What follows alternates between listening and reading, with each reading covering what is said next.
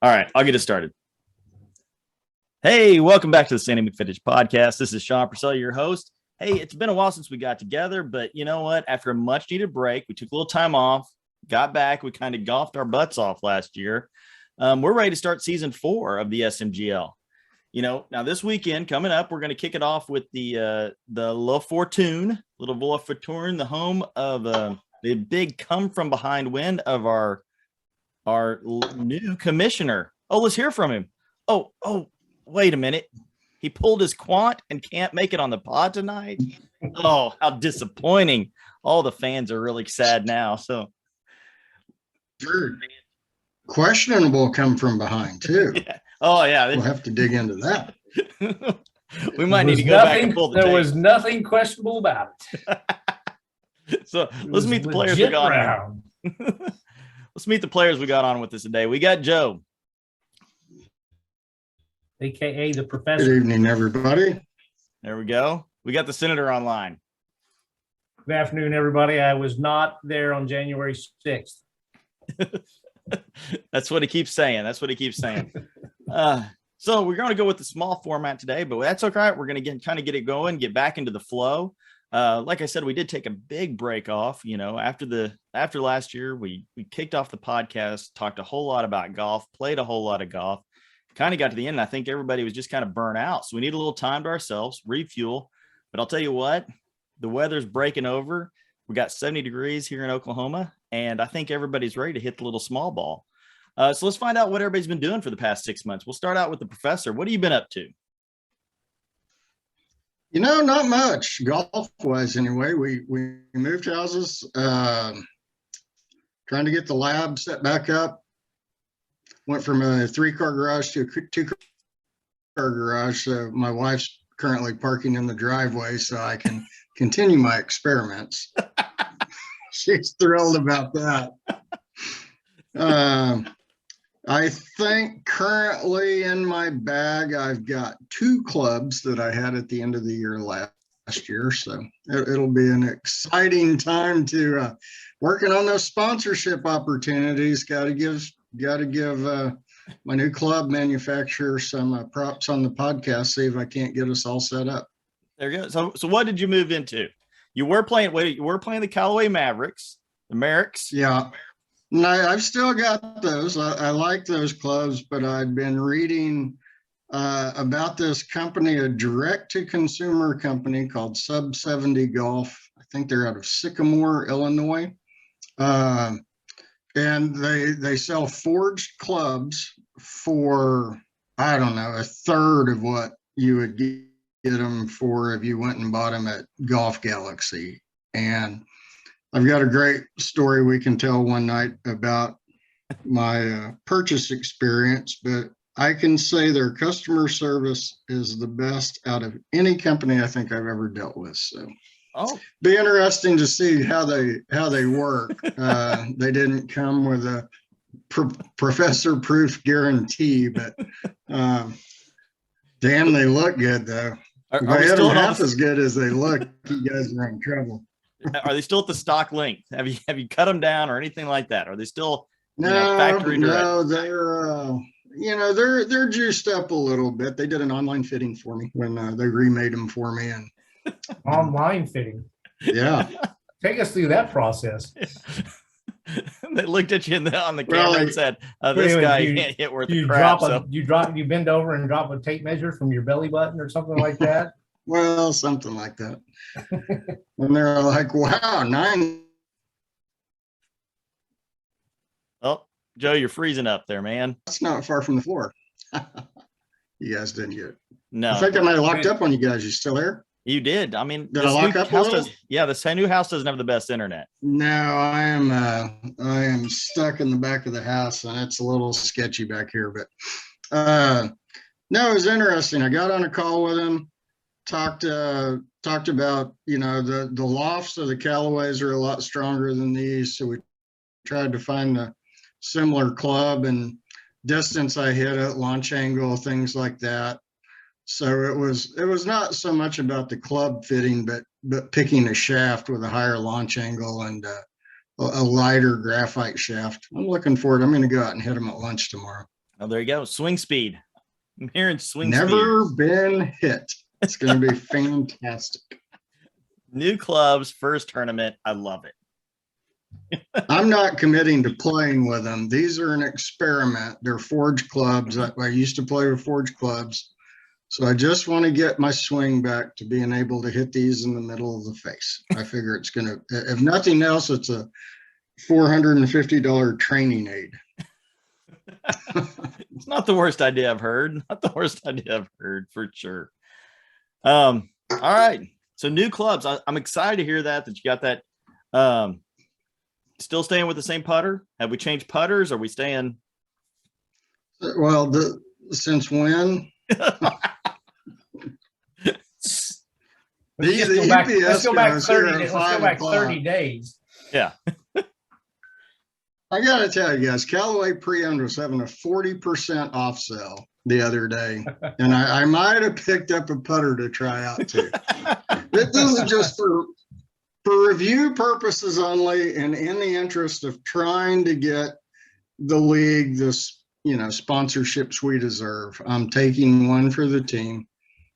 And it's funny how this coincides with me being put in charge of the Sandy McFittish financials recently at our last meeting. So no coincidence, nothing to be seen here.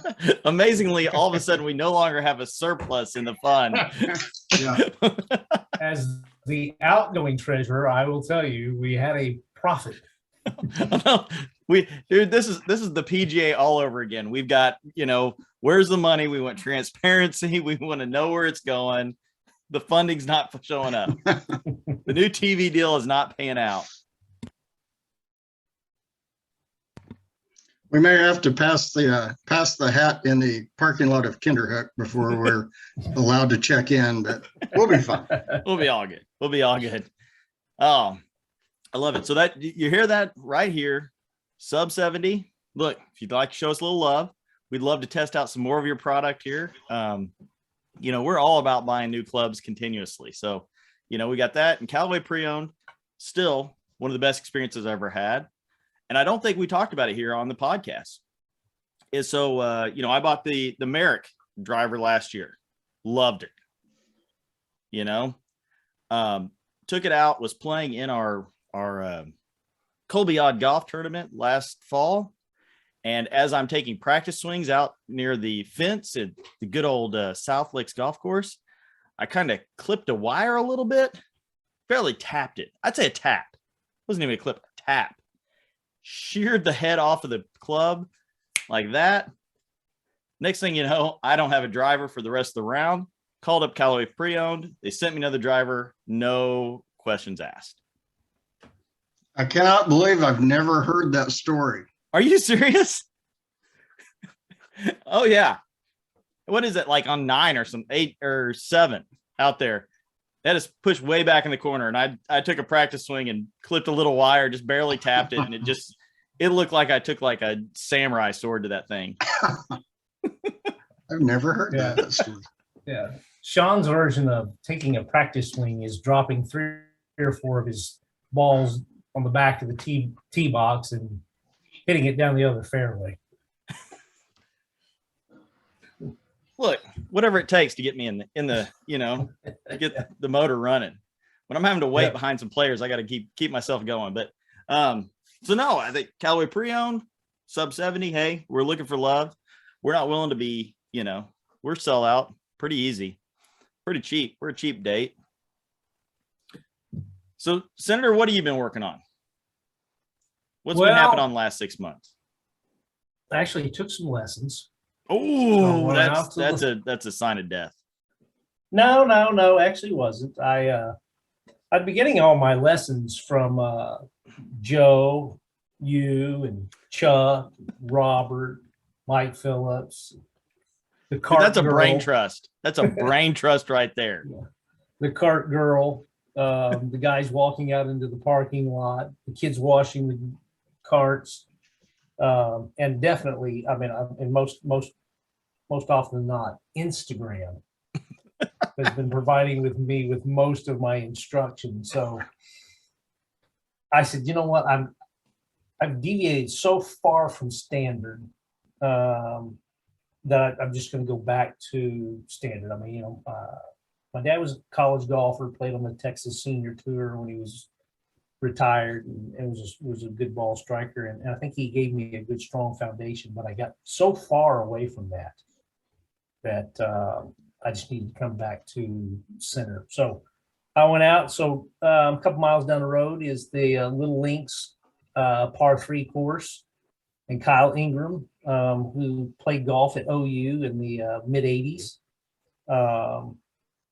has a little instruction academy there. Got himself a nice little barn, nice little setup with a tracker, and he had a good package. It was $250. Gave you 10 buckets of balls and 4 lessons, one-on-one lessons for an hour. And actually, they were supposed to be 30 minutes, but he ended up giving me anywhere from 45 minutes to an hour every single time. You're an extinguished, politician. He wanted to get in good with you. So I would say in the first 5 minutes, not even first 5 minutes, he'd taken away my slides by shallowing up my swing a little bit, and got me some training aids to work with. And now, if I follow his instruction, I hit the ball very, very well. It's just remembering, just getting that muscle memory to do that. So, I mean, if I do everything he says, I hit it perfectly every time. I hit it perfectly every time. You just choose not to do that. Everything he says, and as long as I can take that big mat with me wherever I go, so that my club doesn't dig into the earth and just skips off the mat and clips right into the back of the ball, I will be just fine. Just look the other way if I'm out there with my little 4x4 mat, unrolling on every shot. So, but a little lift clean in place. Nothing wrong with that. Nothing wrong with that. You might want to pick up the 16 playing lesson package.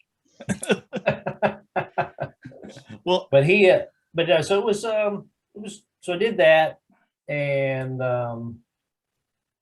actually I've actually seen some improvement, actually quite a bit. I've also gone to try to cut out sugar. I have ADHD. I'll step over the golf ball and I'll get bored halfway through my swing. Start thinking about music and the air pressure in the golf cart tires or something along those lines. So I've noticed that if I don't drink, and I don't drink as much as most, but don't drink and I don't have sugar. Any fun? You take out all fun. I take out all the fun. I say 1.5 strokes per round. It's awesome. That's exactly. So I'm working on that, and no club upgrades. Although you see my putter, it's probably, I don't know where I got it, but it's 20 years old. I think off two baller. Yeah. You might want to get one of Joe's testing on his testing circuit. Yeah. I'm seeing some reviews. We were talking about this just before the podcast. So Joe's had 6 or 7 sets of clubs in the last 3 years since I've known him. I own one of his sets of clubs that he played with for 6 months. 3 months. No, it wouldn't be fat. It was 3 months. So I own one of his sets of clubs, which upgraded my clubs by almost 2 decades. And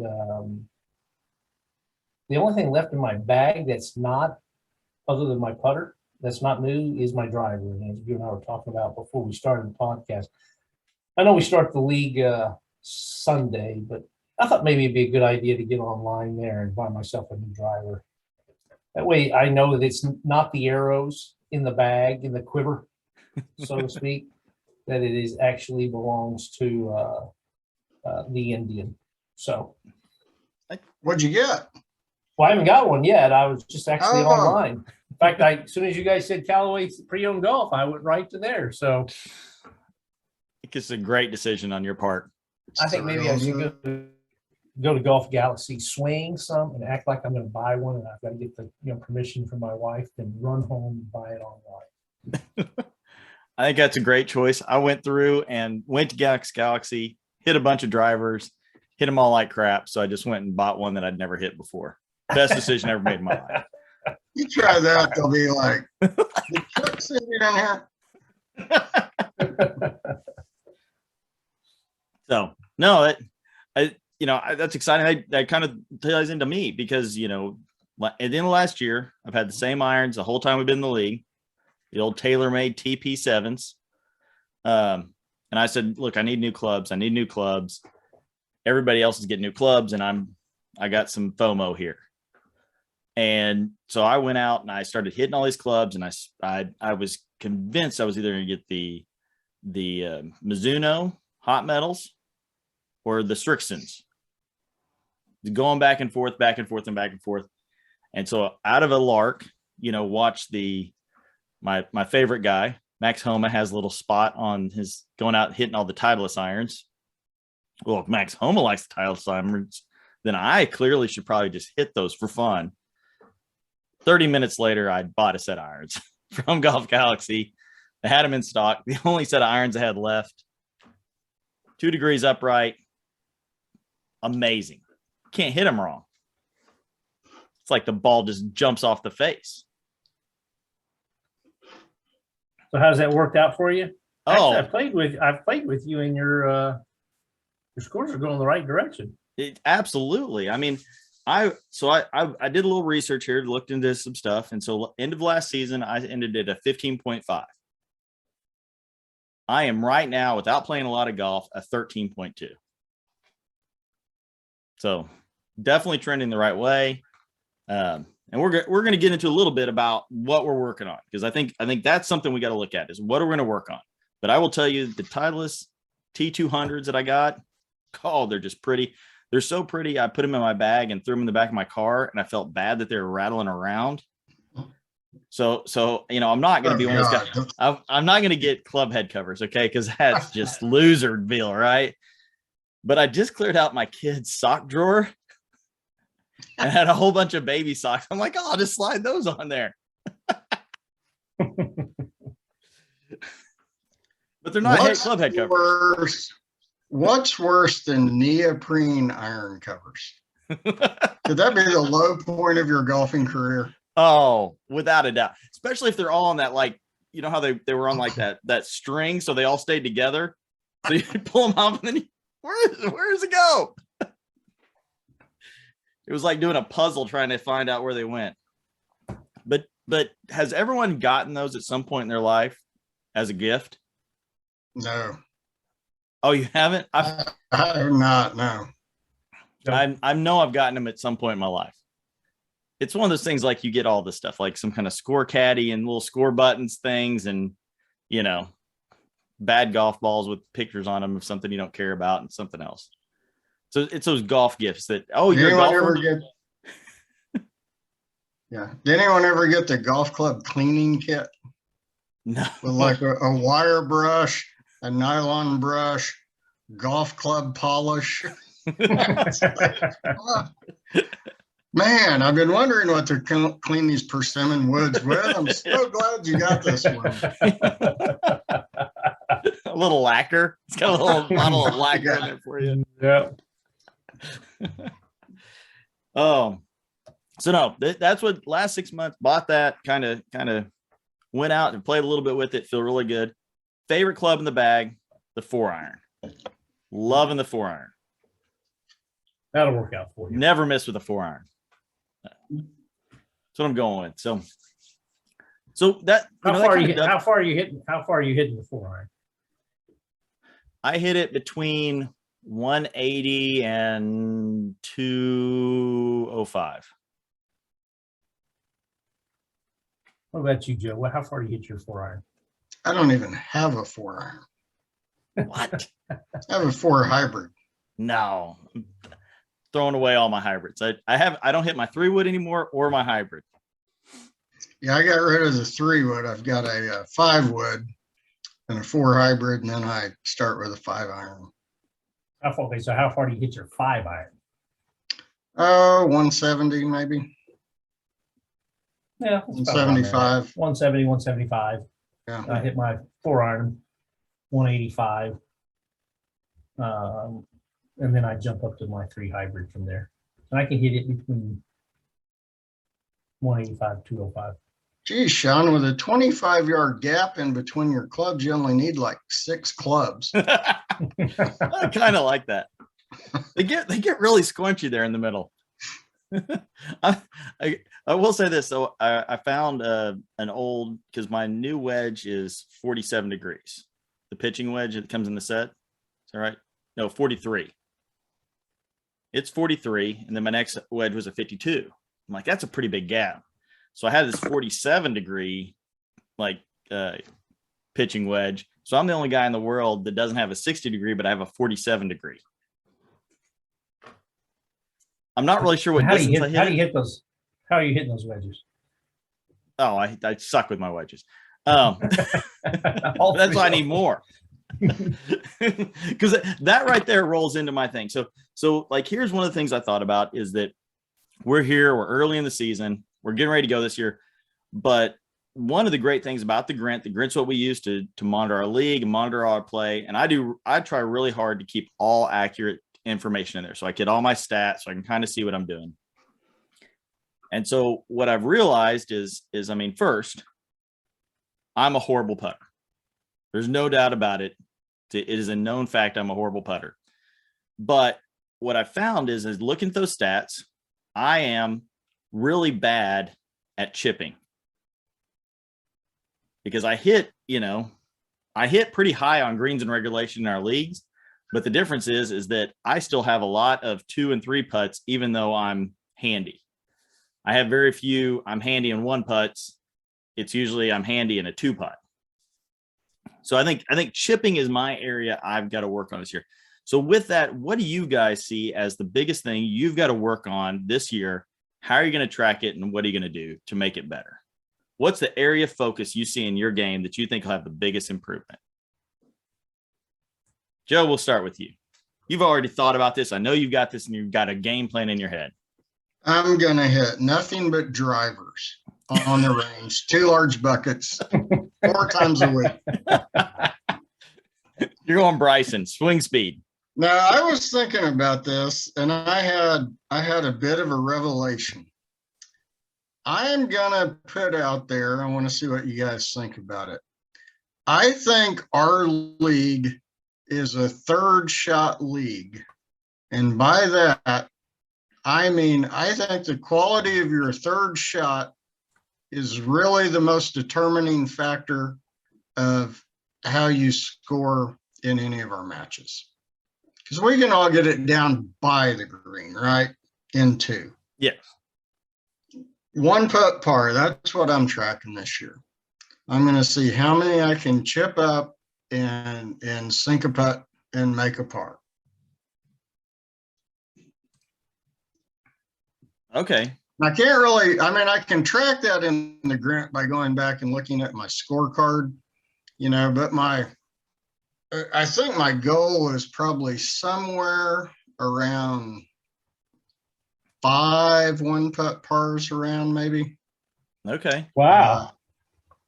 And I also want to get down to around 31 putts around. Okay. So, I mean, right now you're at about 35 putts around. Yeah, which has gone up. Well, we're going to talk about that in a minute. Somebody's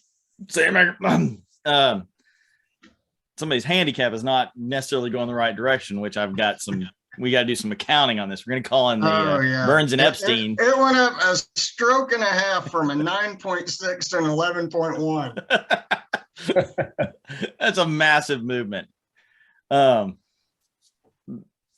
But yeah, so you're right now at 34 putts, and you hit 33% of your greens in regulation.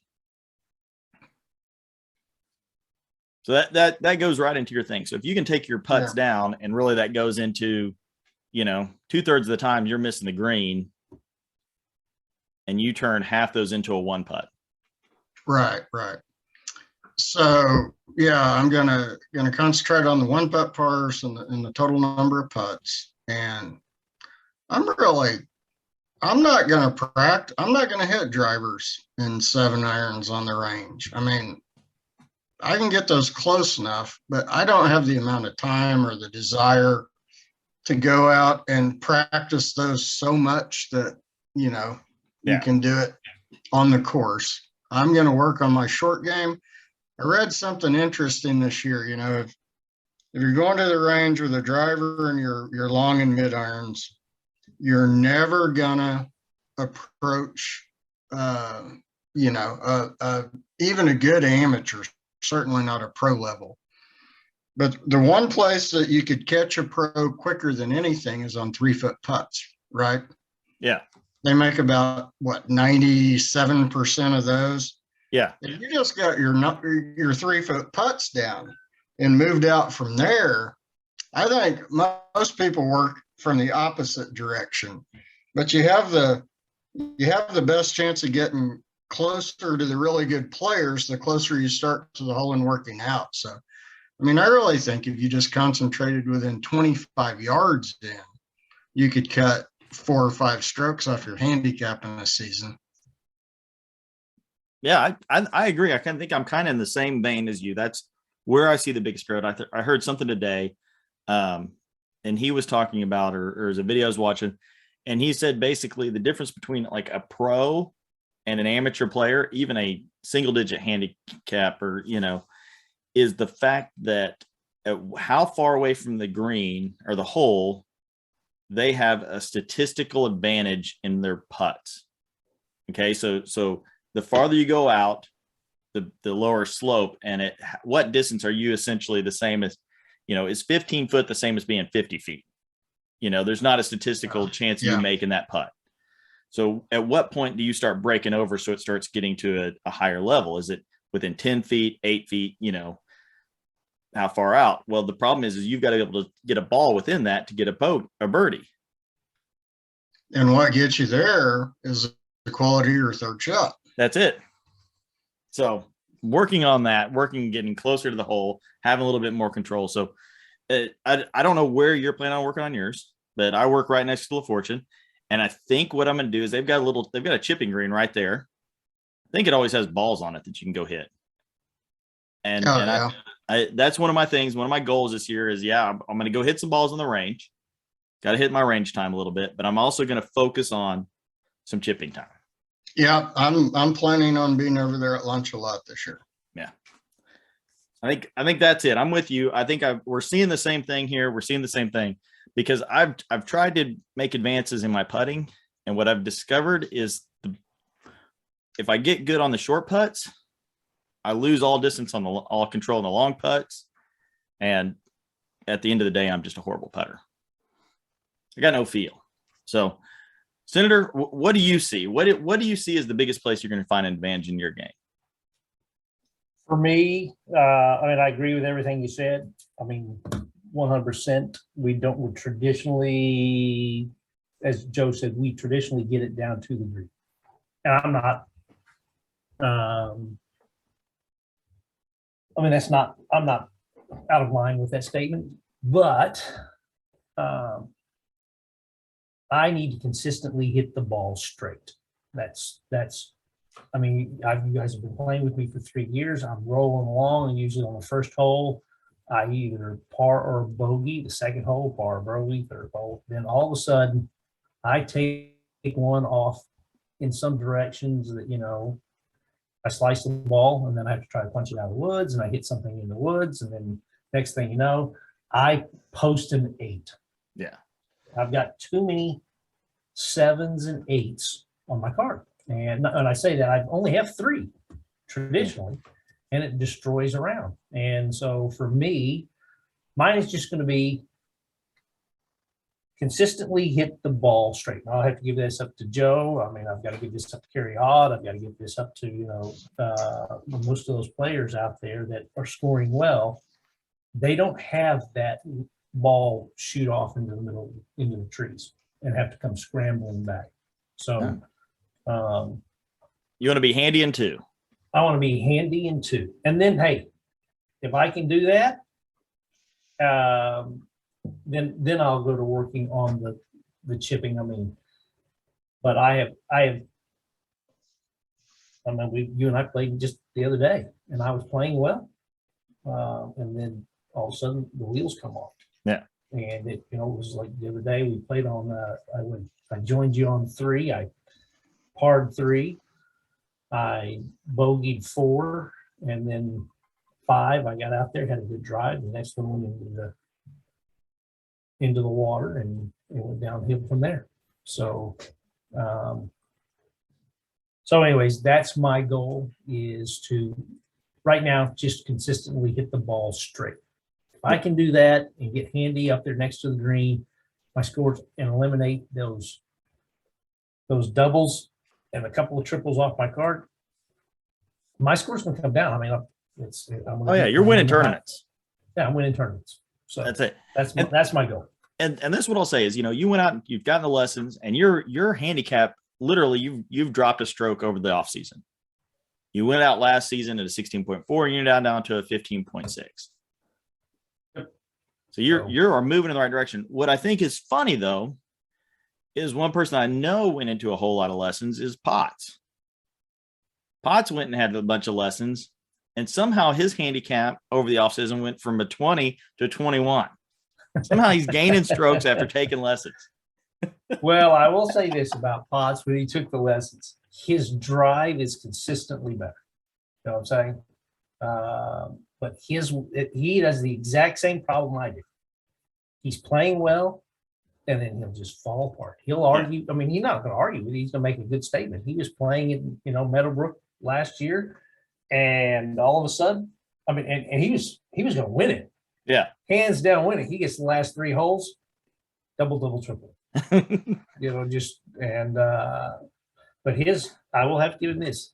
I mean, his lessons have straightened out his drive. Played with him a couple of times, and I would have to say that on the 14 fairways that he's got to hit, he's hitting 12 of them. Yeah. And so, Joe, you're muted. Chuck or Potts? Potts. We're talking about Potts and his lesson.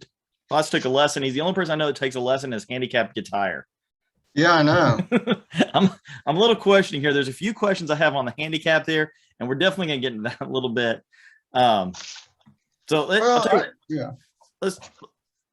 Let's go ahead and we'll take a short break here. Hear from our sponsors, and we're going to come back and we're going to kind of wrap up and start talking about this next season, what we're going to do there. So we're out. So, put a little short break in there. Here's an interesting fact. Since last year, 7 people's handicaps have gone down, 10 have gone up. What 7 went down? Chuck, you, Purcell, Carriod, Seacat, Phillips, and Glenn Dunn.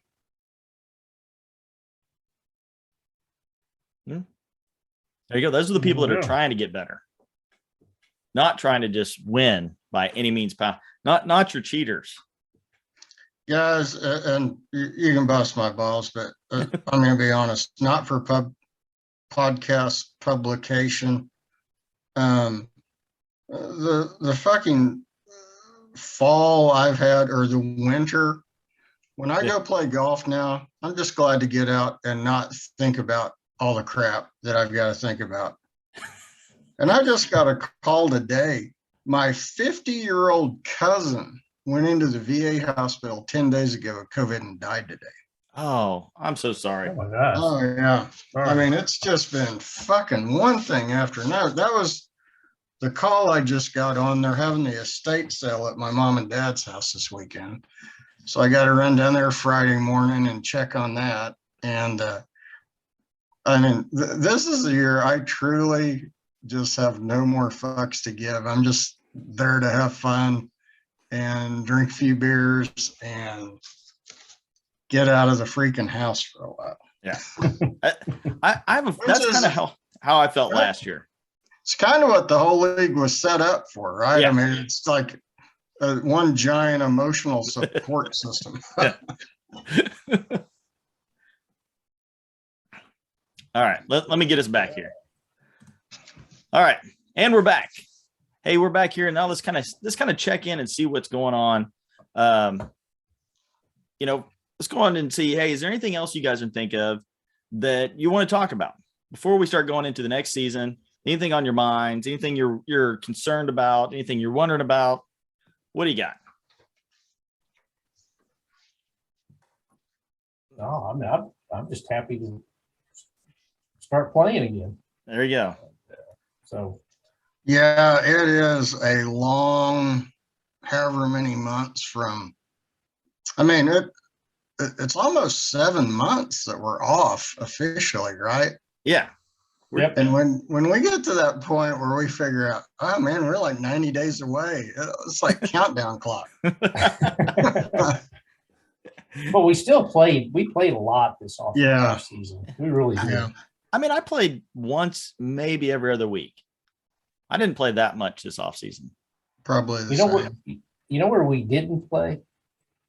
That we played a lot last year in the off season. Satan's Corner. Satan's Corner. I know. And that's because those guys got greedy. Dude, you are too cheap. It's like $20 with a cart. Well, I can go play South Lakes for $20 with a card. You can't get a tee time on South Lakes. Well, I mean, Maybe with your senior discount, but us young guys, we got to pay up. We're there well, I the mean, second week, right?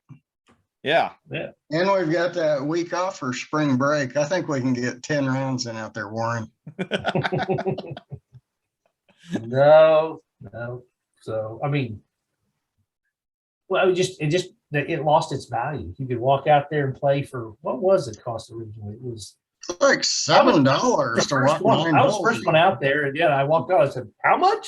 Yeah. And I dropped Chuck out there, and then we took Joe and Robert Potts, and then Sean showed up, and I think when I started going out there, it was like $14 to walk 18. Now that was you have to pay for both nines. Okay. Just because they only have 9 holes, you're going to play 18, you're supposed to pay for both.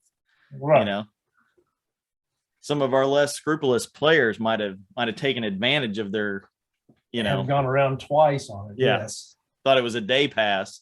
But I think it went from 14 to 20. I think it was $20 last time I walked.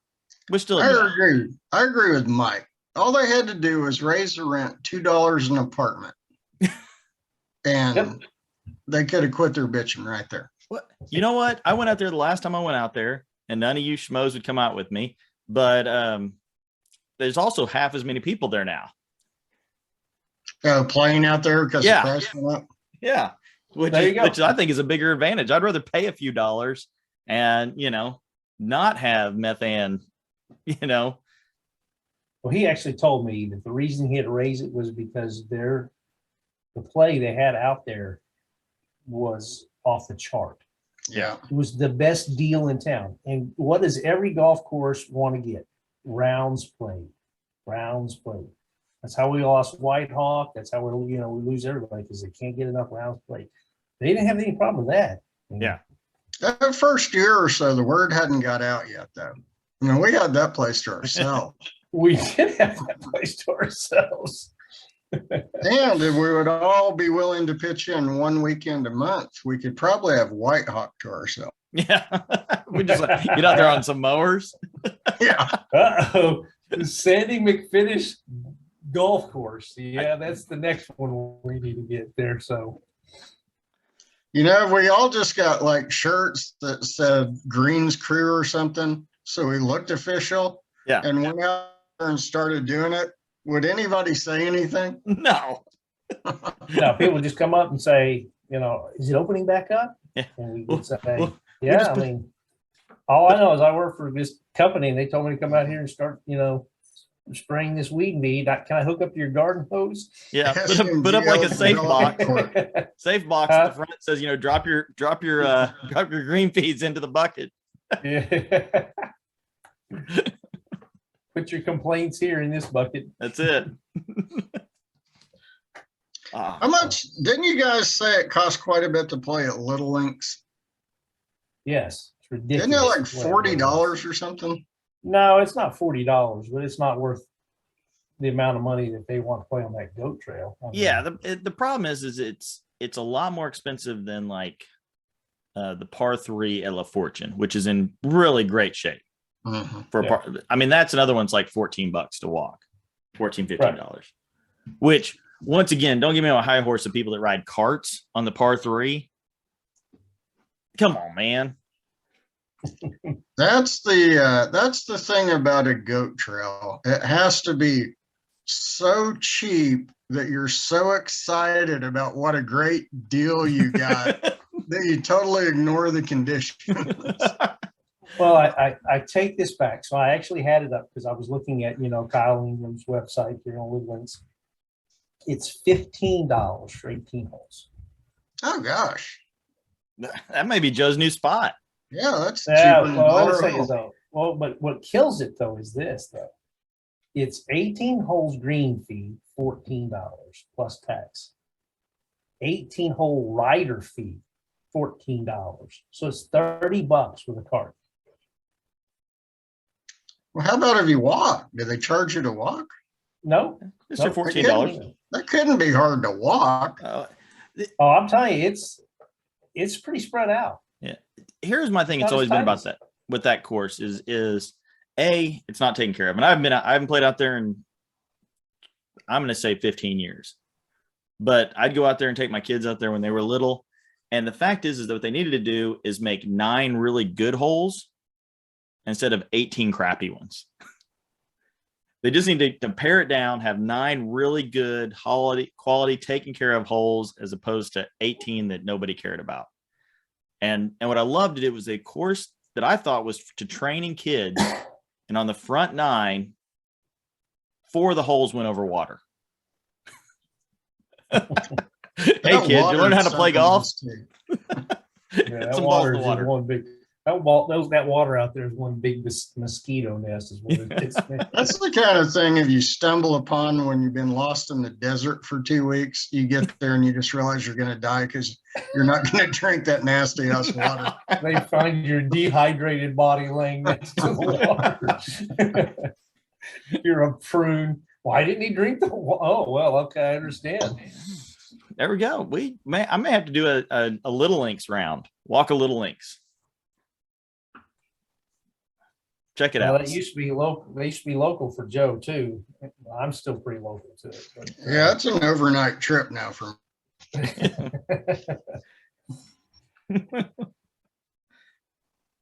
All right. So, one other thing I forgot to tell about is that one of the things that I really thought about is what I've decided is mentally.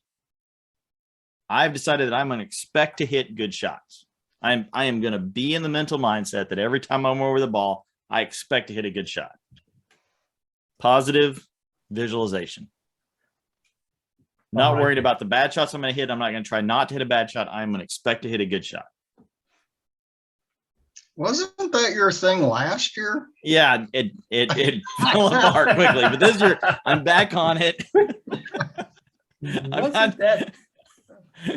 I overcomplicated it. I had too many rules I was trying to keep up with. I was trying to chase the beaver and be in love with Jenny and a bunch of other stuff that I couldn't keep up with.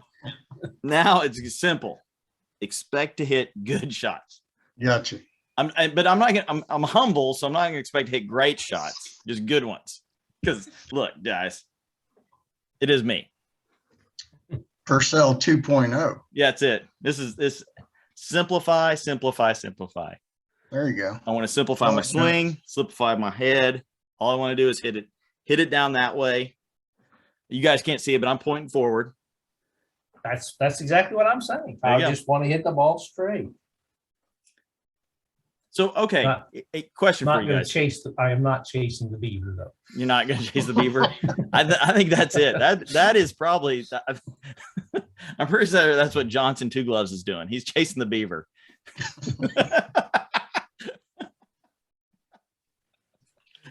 Now we'll see if he listens to the pod. So, all right, theoretical question. If you guys could at any point have either be able to hit every ball perfectly on line or every ball the exact right distance, which one would you pick? Distance. Right now online. You'd be online. So like when the shot tracker went on, everyone would be just painting flags. I can't be that far. I couldn't be that far off on my distance. You know what I'm saying? I mean, my club, I don't need, I mean, I've got 15 yards to play with. The green's 30 yards long. You know what I'm saying? If I'm 15 yards long or I'm 15 yards short, I'm okay. Yeah. There's a thing about Jack Nicklaus, I think, was the one that kind of criticized Adam Scott because he hits the ball so straight. And he's like, so he aims straight every time. But if his club face is open or closed a half a degree, he's doesn't have a very good chance to hit his target. And that's why Nicholas said he always hit a fade, because he could do that every time because he didn't have to be perfect. Oh. If we could hit a fade every time, we would consider ourselves perfect. I'm not going to compare myself to Jack Nicklaus. Let's just put it that way. You just did. You just did. You said, look. I mean, a fade is just a slice that's in control. So, I mean, you're practically there. Mike Warren looks down at Jack Nicklaus. Remember in the 70s when he'd have like 2 or 3 buttons on his shirt undone? Oh, yeah. I know that drives Mike crazy when he sees that. No. I was a big the slob was Craig Stadler. Yeah. He was a slob. The Senator wants to go back to the days when we were playing in button-up shirts and, suit jackets. A blazer. A blazer. Get out there in a blazer. Jack was playing golf. Stadler was chasing the beaver. Yeah. I think we have our new catchphrase for this season. I think we do. Chasing the beaver.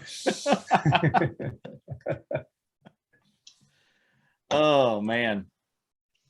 All right. So we do have a couple new members joining the league this year. So first tournament, La Fortune this year. And I think we got most of the guys playing. We got a couple of guys out. Most of the guys are going to be playing this, but we do have 2 new members. We got Lance Fuller. And this one is lock and step with Chambers. So if Fuller falls apart, it's all on Chambers. Chambers gets to wear that one. Much like I did for my guy and Chuck did for Tom Buryacker. Oh, Fuller's solid. I've played with him and Chambers at South Lake several times. He's a good dude. Yeah, he's a great guy. He's going to work in good. He's a high handicapper. He's going to get in a ton of stroke. If he ever gets anything put together, he's winning. He'll go on a run at some point in the season. Yeah. So we kind of have the spectrum here. I think we bring in a high handicapper, and then CCAP brings in this low handicapper guy. He's rolling with a 7.3. That is sizably below everybody else in our league. Shot a 35 on the back at La Fortune in his interview round. And you let him through? That's what I'm trying to figure out. You were supposed to put up some shields. I'm predicting by June, he will hate CCAT worse than Hoffman hates Potts. Because he's going to have the single-digit handicap, and he's going to be in last place. Oh, well, and that's the crazy thing, because I want to think last year that we had a couple of guys in single digit. I think Kerry was in single digit. You got down to a single digit at one time, didn't you? Yeah, for a little bit. Hoffman started out as single digit, and what I've noticed is strategically, all these players' handicaps has apparently moved up a couple strokes. Kerry's actually went down a little, it looks like. Yeah. Kerry went from a 11 to a 10.8. Yeah. But Hoffman went from, where was Hoffman? Hoffman was an 8.5, is now is an 11.8. That's the one we got to call into the. That's a 3.3 stroke jump. But I've played with Hoffman a couple times. He's not hitting it like he was. No, he's getting a little bit in the head face. He actually hurt himself the other day, so I'm hoping he's going to be in. Is he playing in the first tournament? No, I think he's got baseball. I saw he was out today. Yeah, he's a low thing. So one of the things I want to throw out there is I wanted us to go here and kind of come up with some preseason predictions. You know, we got our first tournament. We've got a long season. We've got 14 tournaments we're going to be playing. We play a lot of courses around the city. We got La Fortune, Satan's Corner, South Lakes, Heritage, the Indian Course, Bailey Ranch, Battle Creek. We're heading back out to Cushing. We got one at Meadowbrook. That's a pretty big one. Playing Forest Ridge is a major. The Indian Course is a major. And then the par 3 and Goat Hill. So we got 14 tournaments in all. It's a pretty long season. Play about every Sunday, taking it off for just the majors, you know, Easter, Mother's Day, and kind of Father's Day. 4th of July. We're not going to play on the 4th of July. That's a good thing. But with that, so now that we're getting ready for it, we're getting hyped up for it. I wanted to come out here and kind of get your guys' take to throw some players from our league into our preseason predictions. And kind of thinking of like more of a kind of which player falls in this category that you guys would go with. So first off, we'll start off with who do you think is going to be the most improved over the season? What is that going to be? Handicap reduction? Yeah, at the end of the season, you say this is the most improved. So we're predicting their end of season, or kind of who we kind of superlatives of our league. Who do you think is the most going to be the most improved, or is the most improved? Who would you call out? What's Phillips's handicap right now? Phillips is playing at a 15-8. He was down to a 14-4. Ooh. No, I mean, he's 14-4, 15-8. He hits the ball pretty good, but where's Michael Johnson? I'm leaning between Schultze and Johnson. No, Schultze's carrying a 20.1. Yeah. Could happen. It could happen. Andy's surgically repaired. He is. Yeah. Had his shoulder done, yeah. Oh man. Yeah. Is he in for the first? Is he ready? Yeah. He played. Oh, that's right. He played the other day. Yeah. So we think I'm gonna go with Jason Schultz. Although I do like Michael Johnson just keeps going down. Most improved. You think it's going to be Schultz? Yep. All right. You agree with that, Joe?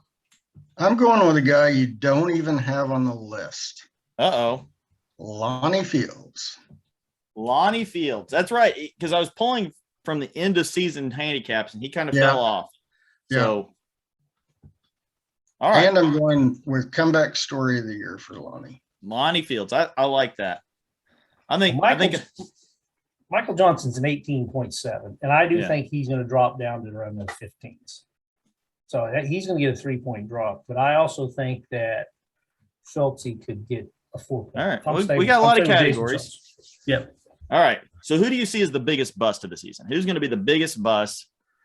He's got great plans, great things, going to think he's going to do great this year, and just completely crap all over himself.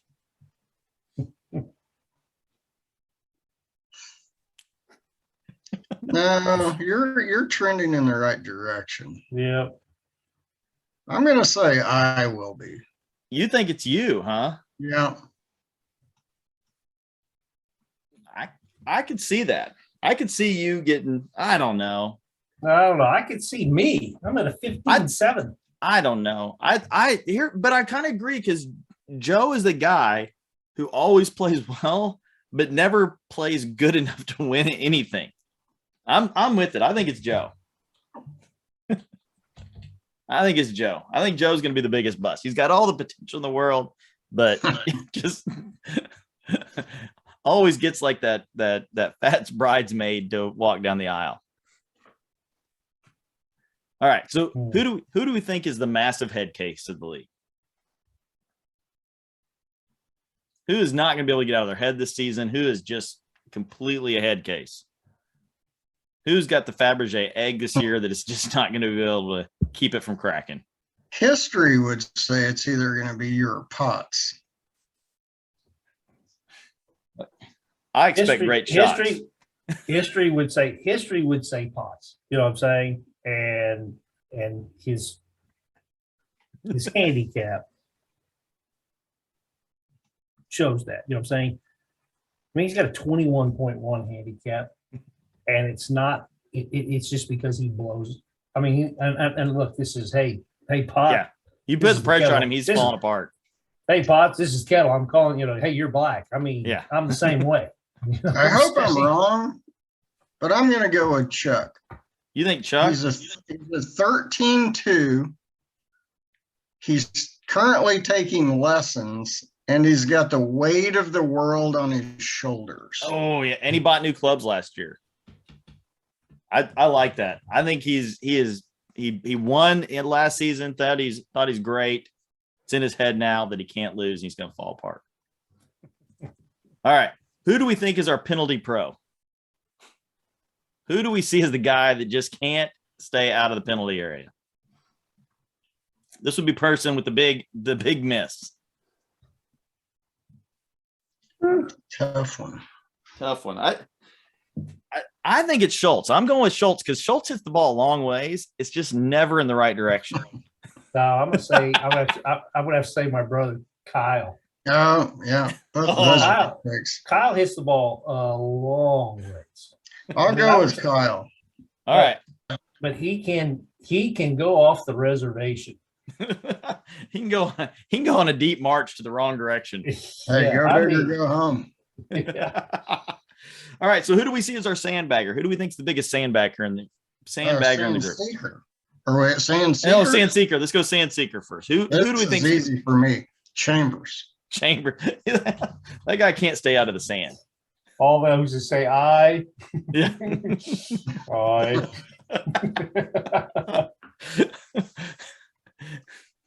All right, now who's the biggest sandbagger?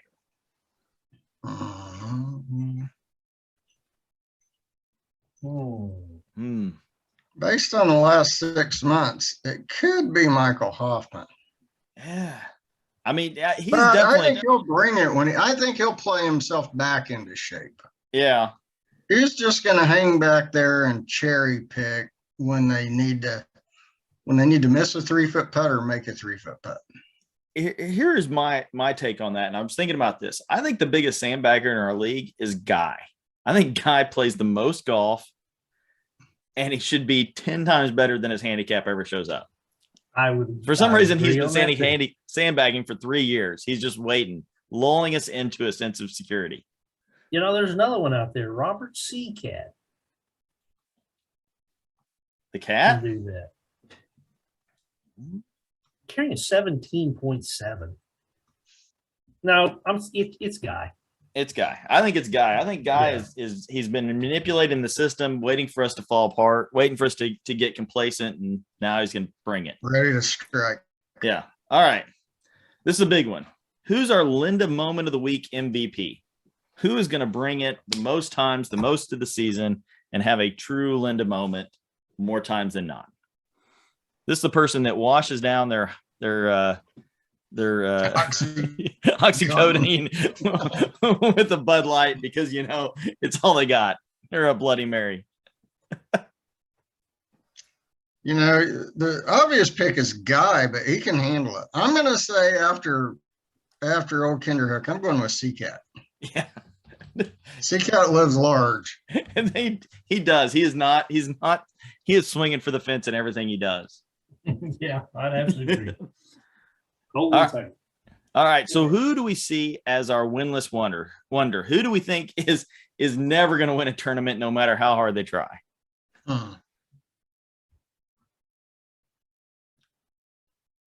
Well, I hate to do it to him, but I'm going to say the new guy. Oh, the new guy. Milburn. That's going to be tough to win one with a 7.3 handicap. You think Scotty can never? I think he's let me preface it by saying he's obviously the best golfer in the group, handicap wise. Yeah. But from what we've seen, especially when he starts all over the place, to bring that every week and beat out a Mike Phillips who throws down an 82 or something. Yeah, when you're given a stroke on half the holes, it's really tough to win. It's hard. It's hard. Yeah.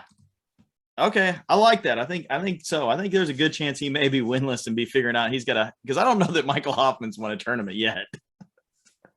That's maybe one reason he's trying to get his handicap up to 11. Wow. Yeah, I think the new guy might be like Hoffman. You know, he might get 2 holes in 1 this year. Yeah. It's going to be hard to win a tournament. Yeah. I mean, it's going to cost him a lot, but he's not going to get many trophies out of it. Okay, how about our Iron Man? Who's gonna be the iron ass of the league and play in every tournament or almost all of them?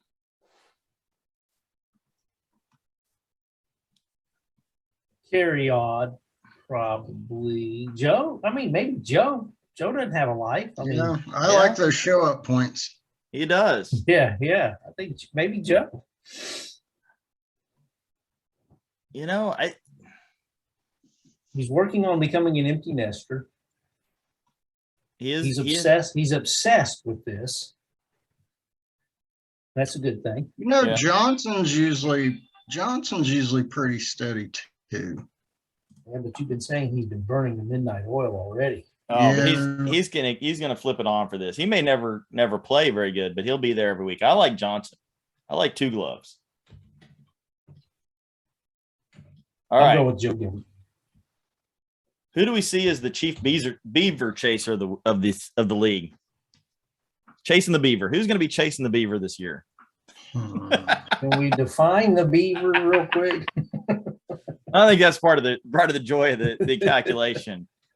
It's up to the imagination. I'm going to refrain. I'd like to run for office one day. So. I'm throwing Phillips out there. That's who I was going to pick. Yeah. Phillips, you got to dip. Got to dip Phillips. All right. And who do we see as our winner win a chicken dinner? Who did you throw out there? Do you think has got the best chance to win the league this year? Oh, I thought that's what we were talking about Phillips about. No, I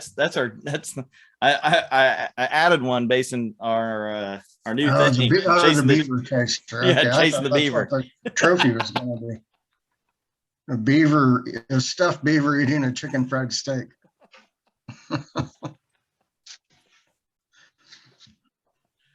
Oh, I don't know. After what I saw at the concert with Phillips last year, I can't unsee that. I can't pick him. Yeah. So I'm going to go with Schultz. You think Schultz has got a good chance to bring home the golden jacket, bring home the picking patch? Schultz. Here's my question, Joe. Do you want the patch? Huh? Are you wanting the patch? I did it one time. I think I don't know. I'm kind of like who would I be? Maybe a Tom Kite of the SMGL. I've hung around a couple years too long. Yeah. Should be up playing on the Champions Tour by now. I'm going to say Mike Phillips. He's got a high enough handicap to win some. You know what I'm saying? Yeah. And he can consistently, I mean, he's sitting at 15-8 right now. Purcell's not a bad pick, but your handicap's going the wrong way. No, yeah, your handicap's going the wrong way. Look, I want to be a single digit. I just want to play as a single digit too. That's it. I want to be a single digit, but play with an 18 handicap. Yeah.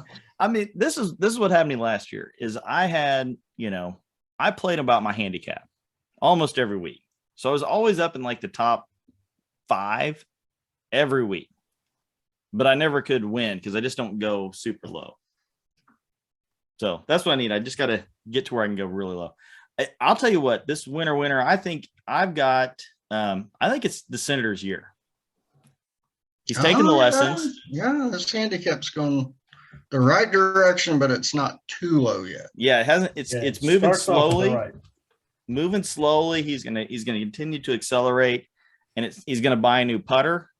He's gonna start playing with this Walmart special that he got out of, Oh. So I like that.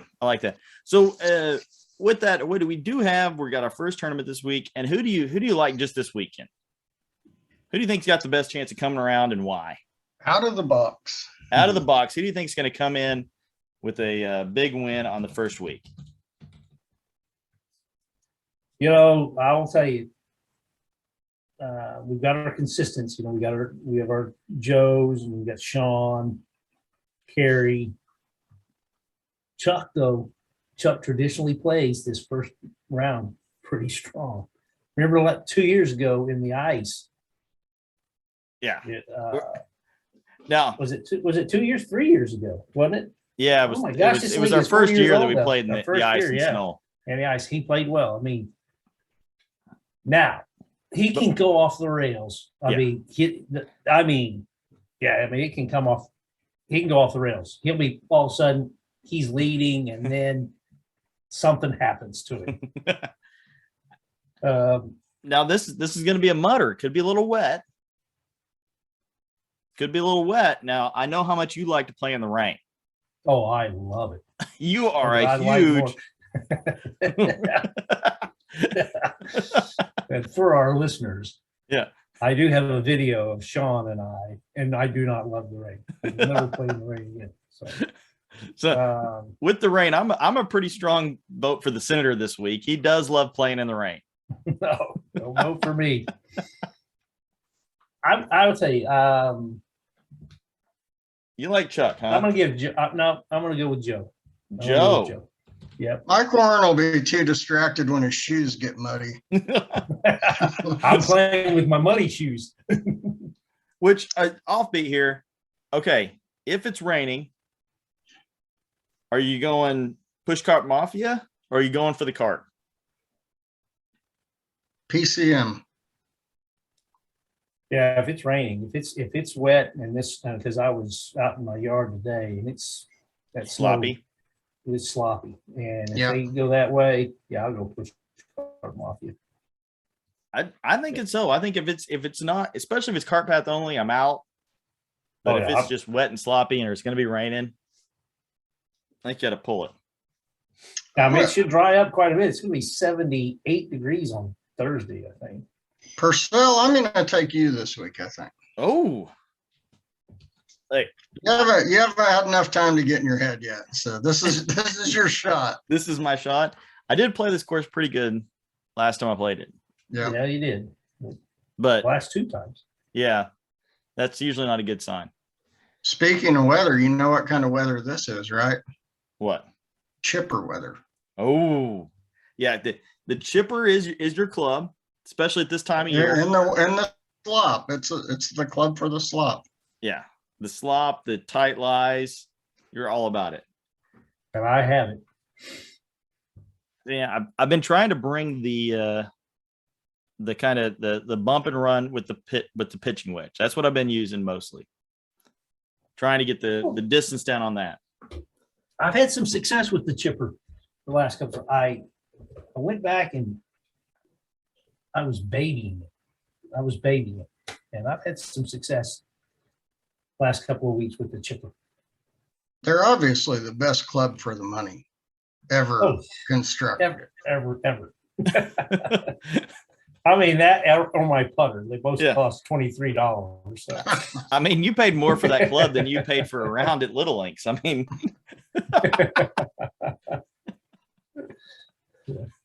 I'm not sure they sell those on Callaway pre-owned. Yeah. Although Odyssey makes a chipper. They do? Yeah. Makes me second guess that. Callaway's decisions on that line. Let me trying to divest it. I'm just so freaking glad it's here. I'm ready to get out and get going again. Oh, so am I. I'm excited to have that kind of know it's going to happen every Sunday. You're out there, you're playing, you've got it in your head. This is, the go time. Get out there with the guys, get the joking around. Oh, that's something else I'm going to do. I actually played a couple of weeks ago, and I talked a lot more because I get into my head and I kind of get off quiet. And so I actively was trying to be engaged in something else that kept me from thinking about something. and I played a lot better. So it's something else I'm going to try to do. Sounds like you need to play with Phillips. The last thing I need is a chatty Cathy. No, I don't need to play with Phillips at all. Yeah. Phillips has got some great stories to tell you. I said I'd like to be actively engaged, not in the middle of somebody's backswing. I will draw a line in etiquette. Okay, so completely off the page. I was playing with some guys from work the other day, and I haven't even paid attention to this in so long, but we're playing, and one of the guys, he's up there on the tee, and we've got another guy who's kind of just squirrely talks. He's kind of a Phillips guy, has a lot of stories, talking continuously. And I haven't seen this in a long time, but he stopped and said, "Look, you can stand anywhere where you want. You can stand there. You can stand there when I'm on the tee box, but don't stand right there." He was just right behind him. And I'm like, man, back with my grandpa getting on to me from where I was standing on the tee box. It wasn't me. It was the other guy. I clearly know the proper place to stand on the tee box. But you stand behind somebody, but you got to be well behind it. Yeah. I think it's that vision thing. When people look back. See, it's kind of an old school deal. I don't really pay attention anymore when people are behind me. I guess it doesn't bother me that much. Did you guys see the tournament yesterday where, oh shit, what's the guy who was in the lead after the third round? Burger? Lowry? Yeah. Lowry? Did you see where he hit that drive and that goose or whatever flew in front of him, like right when he was coming into the ball, and he just halfway bailed out on it and shot it way over into the woods? He had a tough day. He had a 5-stroke lead going to the last day and lost the tournament. That is not good. So, all right. Well, I mean, with that, we kind of getting ready, kind of getting warmed up. I think we're going to have a lot more. We've got some good stuff planned for this season. We're really excited to get back to play, get to talk about the play. This week at La Fortune, it's one of our old favorites. We played quite a bit in the off season, but I think it's going to be a great season for us. We're excited about the new guys to join us, and 20 guys. That's a lot of guys. 20. What I'm going to say is we've got probably 18 truly committed guys, and the Senator. But I'm just joking. Senator is fully committed, but we got 20 guys. That's a pretty good for a little league like this that just started out of nothing. And to see guys that are that excited to play is warms an old man's heart. No, we haven't lost anybody either. No. Well, we've kicked some people out. Yeah. So, and we're definitely going to look forward to next week. Next week, we'll try to get the new commish on. Tell us about his new rules and regulations he's trying to shove through. Shut some of those down. Oh, no. He's 100% confident that he had all those things passed. He's got them in his notes. That he somehow got a vote. Yeah, he's got a vote, and it's in his notes. What does it say about a commissioner who has friends outside the league? That seems like an article of impeachment getting ready to happen. Yeah, he's cheating on us a little bit here. He's probably out with his golf coach. He's getting ready. He's on his physio guy, working him up, working his lats. So, all right, gentlemen. All right. With that, we're going to take off. We'll definitely talk to you next week, and appreciate you guys jumping on with us. And hey, swing hard. We're out.